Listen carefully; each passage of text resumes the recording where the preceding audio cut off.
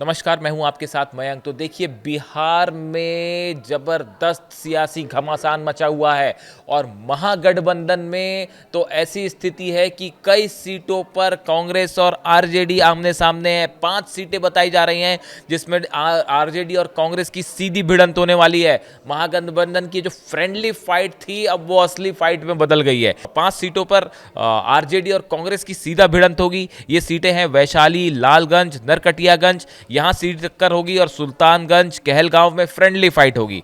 देखिए, वैशाली में अजय कुशवाहा आरजेडी उम्मीदवार हैं, ई संजीव सिंह कांग्रेस उम्मीदवार हैं। लालगंज में शिवानी शुक्ला आरजेडी उम्मीदवार हैं, आदित्य कुमार राजा जो है वो कांग्रेस उम्मीदवार हैं। सुल्तानगंज में चंदन सिन्हा आरजेडी उम्मीदवार हैं, जबकि ललन सिंह कांग्रेस उम्मीदवार हैं। कहलगांव में रजनीश भारती आरजेडी से, प्रवीण सिंह कुशवाहा कांग्रेस से। नरकटियागंज में दीपक यादव आरजेडी से और शाश्वत केदार पांडे कांग्रेस से हैं। वैसे ही सासाराम के करहगर सीट पर एक बार फिर महागठबंधन के 2 उम्मीदवारों के नामांकन ने गठबंधन के दरार को साफ जाहिर कर दिया है।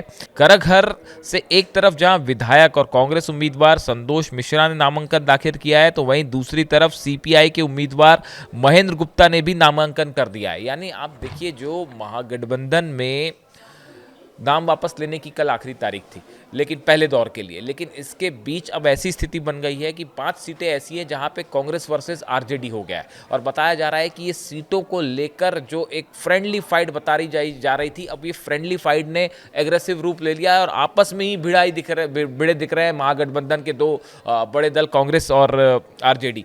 ऐसे में इसका कितना नुकसान महागठबंधन को हो सकता है आने वाले चुनाव में, इसको लेकर तरह तरह के कयास लगाए जा रहे हैं। कई लोगों का कहना है कि एनडीए ने जो है इस पे बढ़त बना ली है।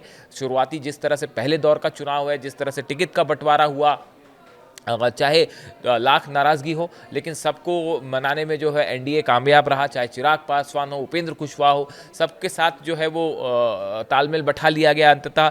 जबकि आरजेडी और कांग्रेस के बीच अब भी सब कुछ ठीक नहीं है और विवाद की स्थिति बनी हुई है। क्या इसका बड़ा चुनाव महागठबंधन को देखने मिलेगा? इस तरह की भी खबरें आई कि राहुल गांधी और तेजस्वी एक दूसरे से नाराज हैं, दोनों के बीच में बात नहीं हो पा रही है। इस तरह की भी बातें सामने आई। क्या वाकई ऐसा है? इसको लेके कोई पुख्ता जानकारी नहीं है, लेकिन तरह तरह के सियासी कयास लगाए जा रहे हैं कि राहुल जो है वो तेजस्वी से नाराज चल रहे हैं।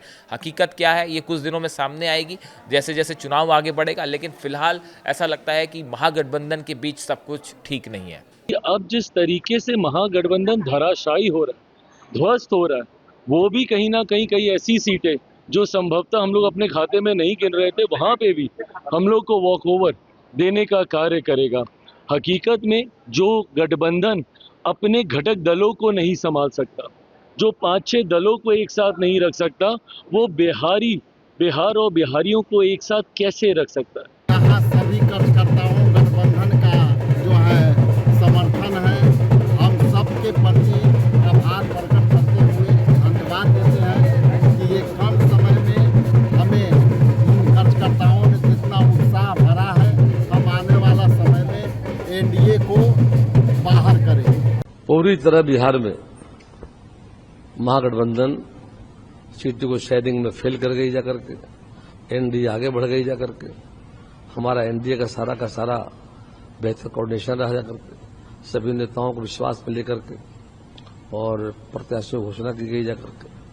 लेकिन जैसा दिख रहा है समाचार पत्रों के माध्यम जाकर के कि पूरी तरह से जो महागठबंधन है वो ध्वस्त हो चुका है।